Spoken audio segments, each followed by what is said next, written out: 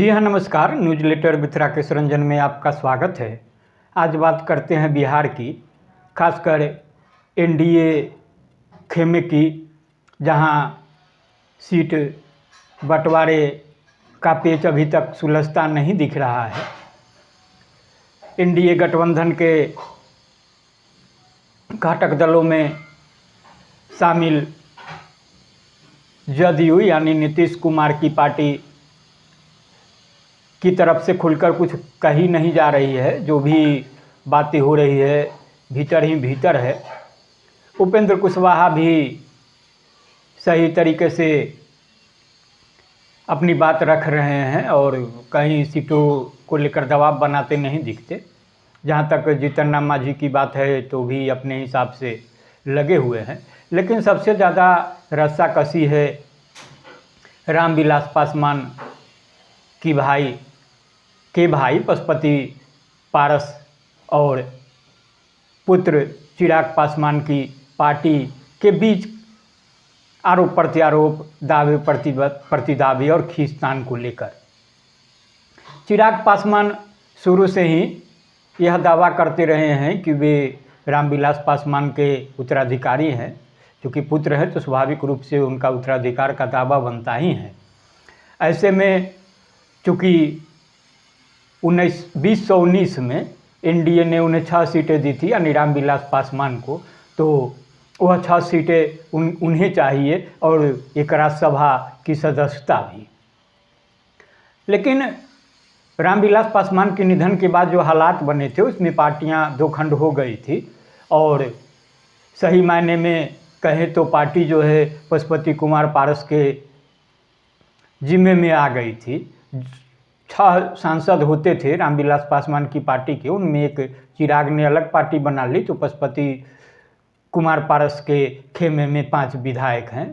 एक खुद अपने, एक उनका भतीजा प्रिंस राज और फिर सूरजभान के भाई चंदन सिंह, वैशाली से बीना देवी और एक जो हैं सीमांचल से आते हैं तो महबूब अली कैसर। चिराग पासवान शुरू से ही हाजीपुर सीट पर दावा करते रहे हैं, वे अभी जमुई के विधायक हैं। वहीं चूँकि पशुपति कुमार पारस हाजीपुर से सांसद हैं तो उनका कहना है कि असल दावा तो उनका बनता है। तय आखिर सब कुछ बैठ कर ही होना है, लेकिन चाचा भतीजा के बयान अखबारों मीडिया की सुर्खियों में रहते हैं और राजनीति सरगर्मी बनी रहती है।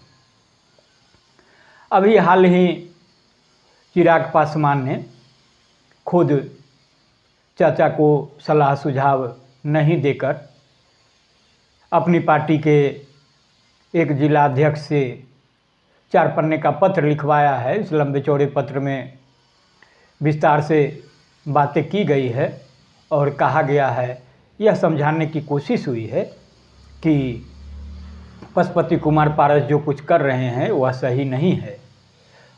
उन्हें जो बातें कही गई है उस पर गंभीरता से सोचना चाहिए और यह कोशिश करनी चाहिए कि चिराग पासवान का कोई अहित न हो। तो क्या है इस पत्र में, क्या तमाम बातें सकारात्मक है या कुछ ऐसी बातें हैं जो पशुपति कुमार पारस को नहीं भाएगी, उन्हें दुख पहुंचाएगी और फिर इस एक पत्र के बाद सियासी सरगर्मी आएगी। चाचा पशुपति कुमार पारस भी जवाब देंगे, उस जवाब में मिठास होगी या तलखी होगी। फिर चिराग पासवान की क्या प्रतिक्रिया होगी। तो आइए सुनिए इस पत्र में क्या है। पत्र को सुनने के बाद प्रतिक्रिया से मुझे अवगत कराएंगे। हाँ, अगर आपने newsletter with Rakesh Ranjan को सब्सक्राइब नहीं किया है तो सब्सक्राइब भी करेंगे। नमस्कार। चिराग पासवान की पार्टी लोक जनशक्ति पार्टी रामविलास पासवान के जिलाध्यक्ष, जमुई के जिलाध्यक्ष होते हैं जीवन सिंह। इन्होंने 2 दिन कबल 26 फरवरी को पशुपति कुमार पारस को जो पत्र लिखा है वह पारस को आक्रोशित उत्तेजित करने और दिल दुखाने के लिए काफ़ी है। जीवन सिंह ने लिखा है कि आदरणीय पशुपति कुमार पारस जी, केंद्रीय खाद्य प्रसंस्करण उद्योग मंत्री, आशा करता हूं कि आप सकुशल होंगे और आगामी लोकसभा चुनाव की तैयारी में जुटे होंगे। विगत कुछ महीनों से मन में व्यथा उत्पन्न हो रही थी, इसलिए मजबूरन मुझे सार्वजनिक पत्र लिखना पड़ रहा है। माननीय पारस जी, कुछ दिनों से मीडिया चैनलों और अखबार के माध्यम से जमुई लोकसभा क्षेत्र के कार्यकर्ताओं को यह ज्ञात हुआ कि आप हर साक्षात्कार या प्रेस के साथियों से बातचीत में जनप्रिय नेता जमुई लोकसभा क्षेत्र के माननीय सांसद श्री चिराग पासवान जी पर मनगढ़ंत आरोप लगाते रहे हैं, जो कि सिर्फ हम कार्यकर्ताओं का नहीं बल्कि जमुई वासियों सहित चिराग पासवान जी के समर्थकों का भी अपमान है। आप यह बेबुनियाद आरोप लगा रहे हैं कि चिराग पासवान जी जमुई लोकसभा क्षेत्र से अब चुनाव नहीं लड़ना चाह रहे हैं, वे जमुई से भाग रहे हैं।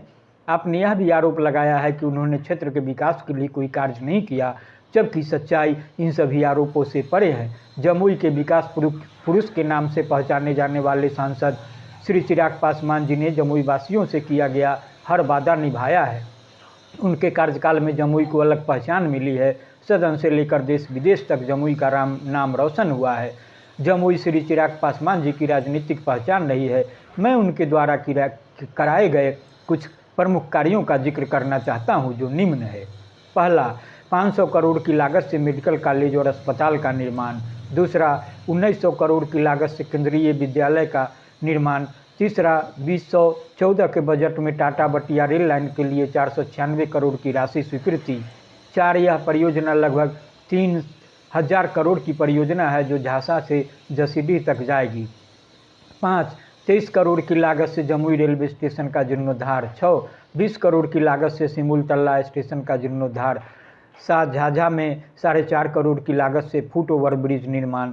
8, पासपोर्ट ऑफिस की स्थापना। 9, हावड़ा हरिद्वार ट्रेन का ठहराव। 10, भारतीय खाद्य निगम यानी FCI के जोनल कार्यालय की स्थापना। 11, FM रेडियो रिले सेंटर की स्थापना। 12, विद्युतीकरण के लिए 1500 ट्रांसफार्मर लगाए गए। 13, जगमग जमुई के लिए 2000 सोलर स्ट्रीट लाइट लगाए गए। 14, दिव्यांगजनों के बीच 1000 मोटर ट्राई साइकिल का वितरण। 15, करोड़ों की लागत से पुल पुलिया का निर्माण। तो इसके आगे लिखा गया है कि पारस जी एक कुछ महत्वपूर्ण कार्य हैं जो आज धरातल पर दिखाई दे रहे हैं। इतना ही नहीं, एक जनप्रतिनिधि होने के नाते जमुई वासियों के सुख दुख में शामिल होना इनकी कार्यशैली रही है। महोदय, बार बार आप यह भी सवाल उठा रहे हैं कि चिराग जी NDA का हिस्सा नहीं है। आपको याद दिलाने के लिए बता दूं कि NDA की स्थापना के 25 वर्ष पूरी होने पर भारतीय जनता पार्टी के शीर्ष नेताओं ने लोजपा रामविलास के अध्यक्ष चिराग पासवान जी को भी आमंत्रित किया था। आप भी उस बैठक में उपस्थित हुए थे, लेकिन आदरणीय प्रधानमंत्री जी ने आपको नज़रअंदाज करते हुए हमारे नेता चिराग पासवान जी को गले लगाकर स्वागत किया था। इससे साफ है कि या तो आप प्रधानमंत्री जी के निर्णय पर उंगली उठा रहे हैं या है आपकी राजनीतिक अपरिपक्वता का उदाहरण है। पारस जी, आप तो इस स्तर तक पहुंच गए हैं कि कह रहे हैं कि चिराग जी और आपके खून में फर्क है। क्या इस दिन के लिए आदरणीय रामविलास पासवान जी ने आपको यहां तक पहुंचाया? इससे श्रद्धेय रामविलास पासवान जी को कितनी पीड़ा होती होगी। उनके ही खून को आप यह कहें कि यह हमारा खून नहीं है। इतना ही नहीं पारस जी, आज आप यह भी कहते फिर रहे हैं कि चिराग जी मोदी जी के नकली हनुमान हैं। उन्होंने तो अयोध्या में ही आग लगा दी है।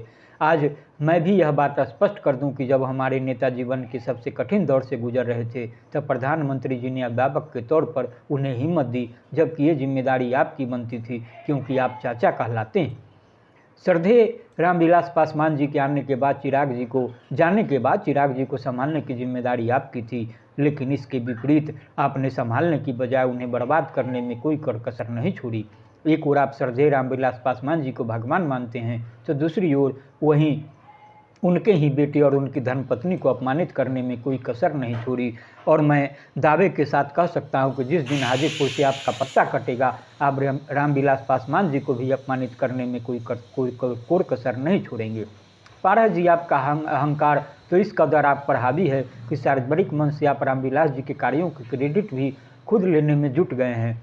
आप कहते हैं कि रामविलास पासवान आते थे और भाषण देकर चले जाते थे, उनका सारा काम मैं करता था, जबकि हकीकत है कि रामविलास पासवान जी ने अपने विकास कार्यों की वजह से देश दुनिया में अपनी पहचान बनाई। कई जन कल्याणकारी योजनाएं लागू कर देश के एक बड़े तबके को मुख्यधारा से जोड़ने का काम किया। देश में किए गए उनके कार्यों को प्रधानमंत्री ने भी सराहा है। ऐसे में उनके कार्यों का श्रेय लेना आपके अहंकार को दर्शाता है। अगर आप सही मायने में हमारे संस्थापक के आदर्शों का अनुसरण करने वाले व्यक्ति हैं तो यह भी जानते होंगे कि रामविलास पासवान जी सदा परिवार को एकजुट रखने में विश्वास रखते थे। आपने तो राजनीतिक लाभ के लिए पूरे परिवार को ही विखंडित कर दिया। मैं समस्तीपुर के माननीय सांसद प्रिंस राज को भी भविष्य के लिए आगाह करना चाहता हूं कि कहीं आप भी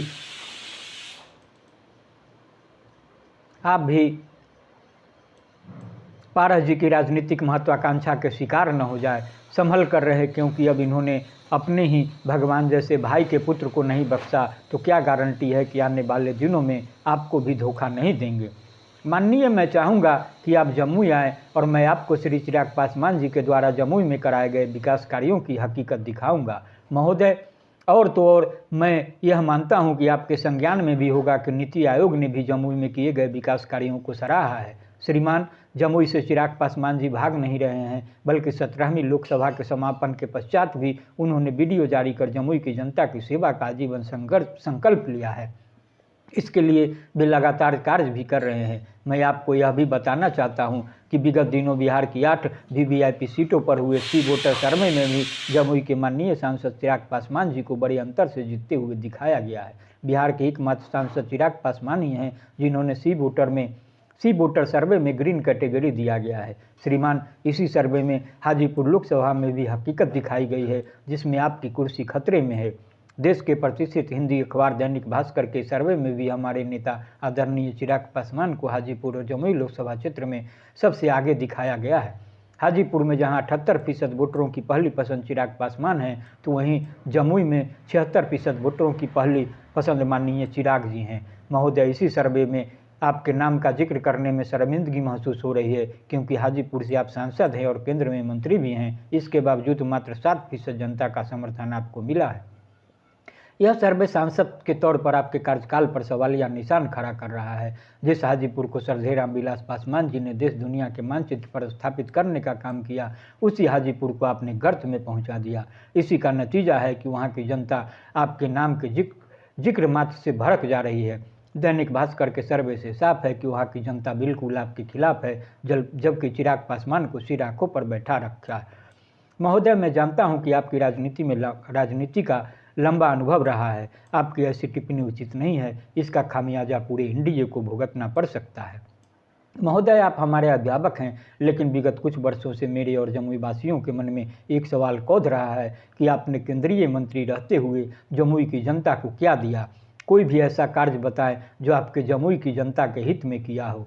हम सभी श्रद्धेय रामविलास पासवान जी के अनुयायी हैं। ऐसे में हाजीपुर से भी दिल का रिश्ता रहा है। जमुई तो छोड़िए, आप हाजीपुर के स्थानीय सांसद होने के नाते हाजीपुर को क्या दिए। मैं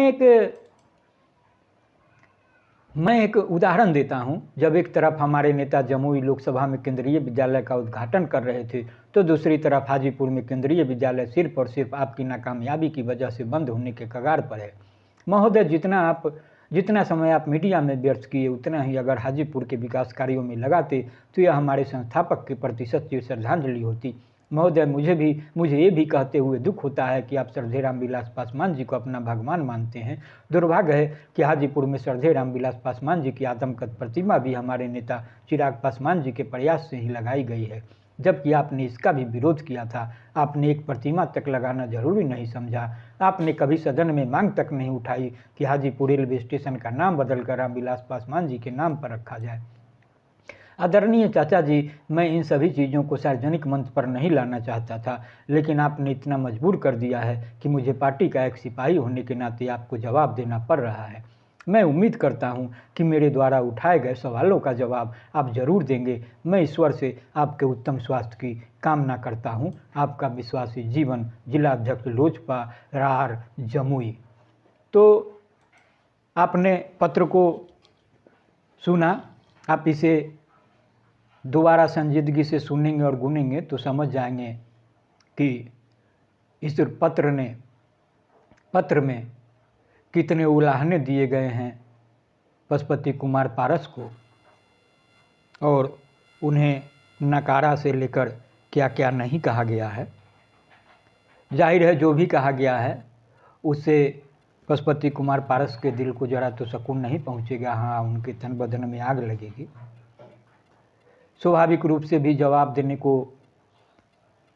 उत्तेजित होंगे, जैसा कि पत्र लिखने वाले ने अपेक्षा भी की है कि पत्र का जवाब जरूर देंगे। अब इस पत्र का जवाब किस रूप में आता है, पारस की क्या प्रतिक्रिया होती है, यह तो देखने वाली बात होगी। बहरहाल इस पत्र को सुनने के बाद आपको समझ में आ जाएगा कि चिराग और पशुपति के बीच कितनी लंबी दीवार खिंच चुकी है, और यह दीवार कोई चिन्ह की दीवार नहीं है जो फिर ढा दी जाए या मिटा दी जाए। तो नमस्कार।